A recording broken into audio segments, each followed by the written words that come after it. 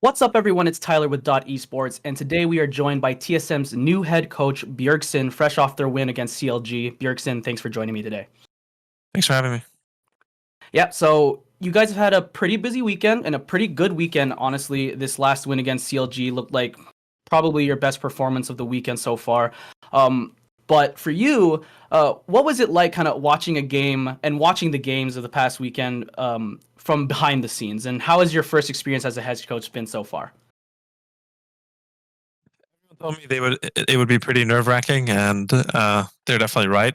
Because I help pick the champions. I do the draft, and then I just kind of let them go out there and play their best. And we haven't really been playing our best. I feel like we haven't really shown how good we can be, and um, we've seemed kind of unprepared in a lot of ways within the game. So we are 2-1 right now, but it doesn't really feel like a 2-1. But we have now a couple days to kind of um, recalibrate, and I think these first 3 days have been really helpful to expose some of our weaknesses. And I think if we take these days to make some adjustments, we can look pretty strong going into the second round. Nice. Um, Yeah, I was wondering, do you ever, when you see them scrimming or they're playing like on stage, do you ever kind of have that like itch to play again ever? Like that kind of voice in the back of your head is like, oh, I should be out there or something like that. Have you ever gotten that itch throughout these past couple weeks? No, not really. Actually, I'm pretty at terms with the decision that I made, and I'm happy with the decision that I made. Right. I wasn't sure if I was gonna maybe have that feeling of, oh, I just want to get in the game, or I just have this itch to play a lot. But actually, I'm really happy to just focus on being a good coach, um, doing well at drafting, and working with my players, and learning from other teams and other regions. Has been a really fun challenge. So I haven't really had that now. Cool. So we look at the lock-in tournament. We know that it doesn't have an effect on the regular season or Worlds qualifications or even MSI. But I wanted to get your kind of thoughts on the tournament itself, like the format, getting to play early into the season, and what kind of mindset that you guys came into the tournament with.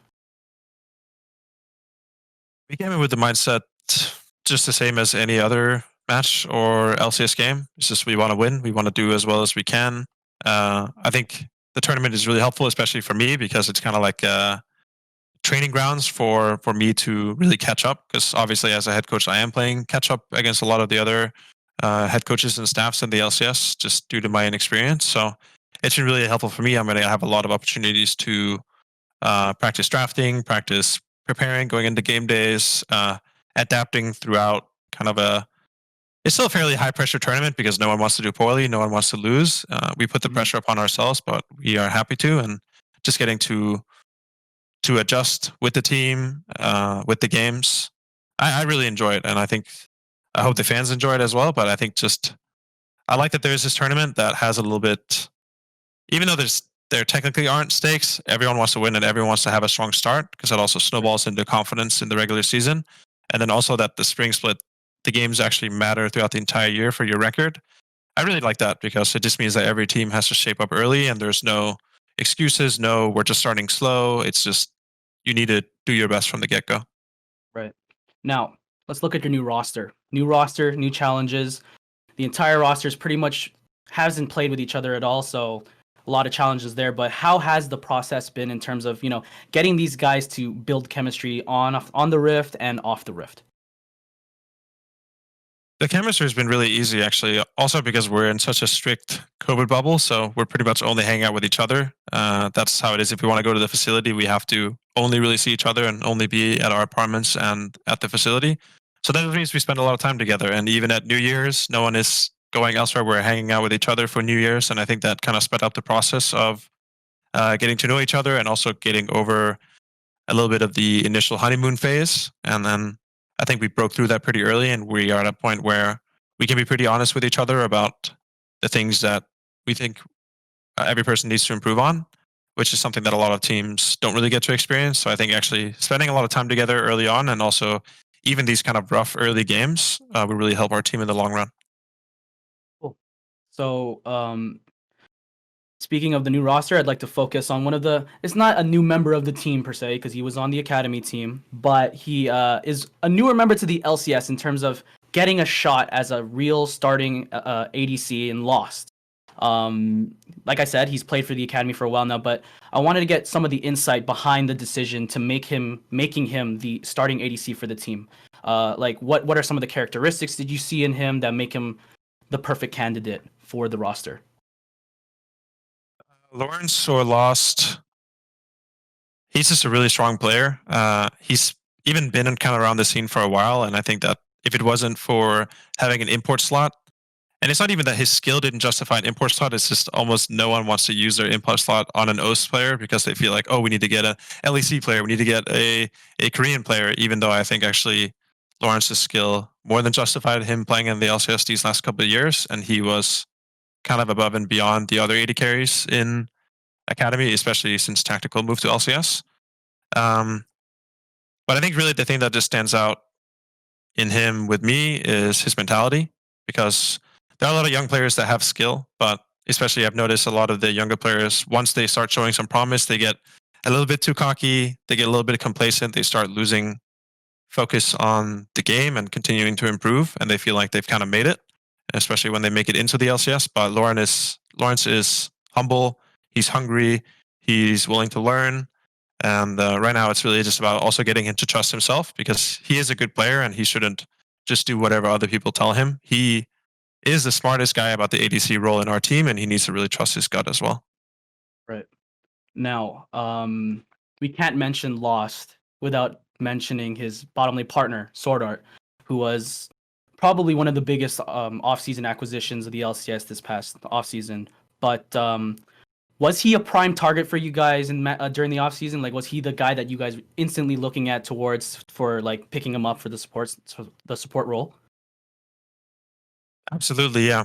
I think that we obviously wanted a player that is both a strong player but also can speak English, because there are a lot of strong supports you can get around the world, maybe from Korea, but not too many of them actually speak English. And Right. I believe that just communication and chemistry is really important in League of Legends, and it's especially for a support position. If you can't communicate well with your team, it's difficult.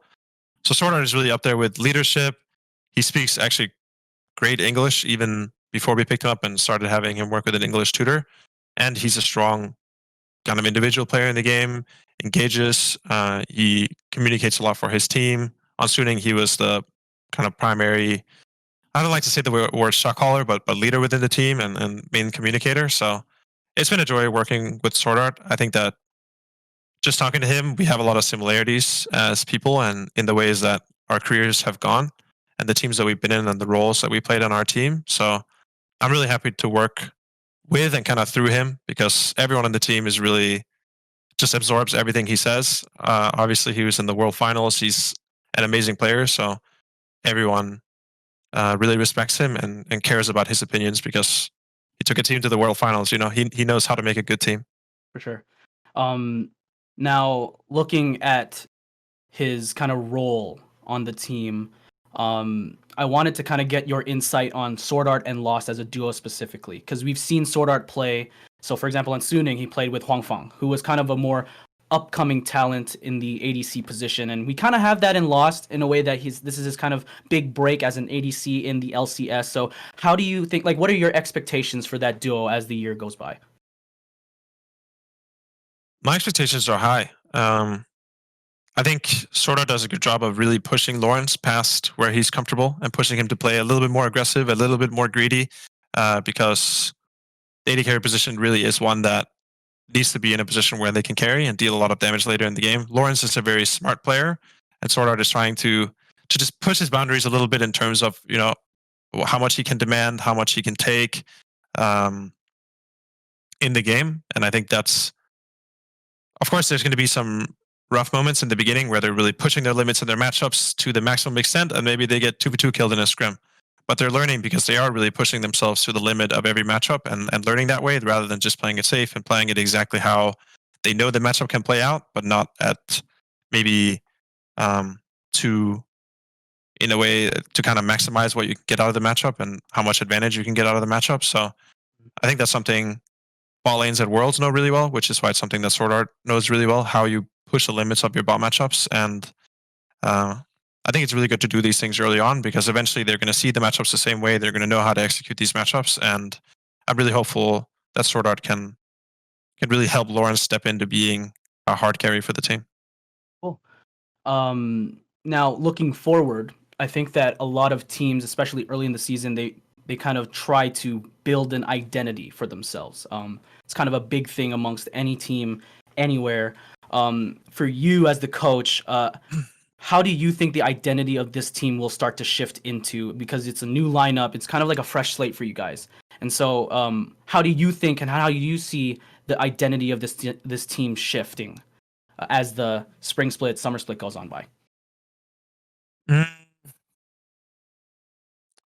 I think that Swordart is a really strong roaming player. So enabling Swordart to do what he wants to do and kind of taking over the map and moving around the map. I think also Tristan is obviously, or probably he's a player that he plays all these mages extremely well. He can play other champions as well, but when he's on the mage, once he gets the lead in the game, you can trust him to carry.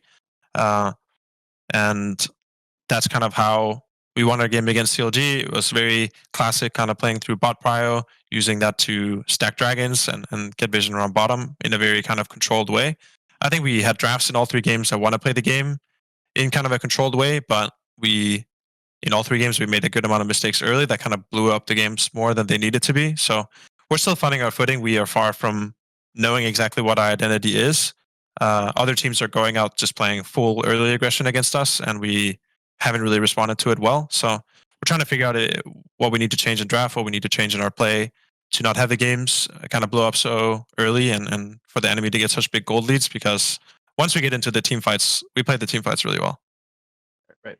And now, lastly, there's a whole lot of fans, both hopeful and cynical, that are looking at this season kind of as, can they do it now with this new roster, with you as team as the coach? What's your message to both the hopeful fans and the cynical fans of TSM as we move towards the spring split and beyond? I don't really want to ask for too much patience because I don't think there really is place for me to learn slowly. I think I have high expectations upon myself even now, and if I make mistakes now, I'm not shrugging it off saying that, oh, I've only been a coach for this amount of time. It's okay if my draft sucks or if I didn't prepare my players while going into this game. That's not excusable, and I have staff that has plenty of experience that can help cover for my weaknesses. So, of course, we are a team with 5 players that have never played with each other, with a completely fresh staff, with a fresh head coach, but we should not be an extremely slow starting team. We have the caliber players that we can come in and we can challenge the opponent and we can play well and win games. And that's what I kind of hope to show you guys next week.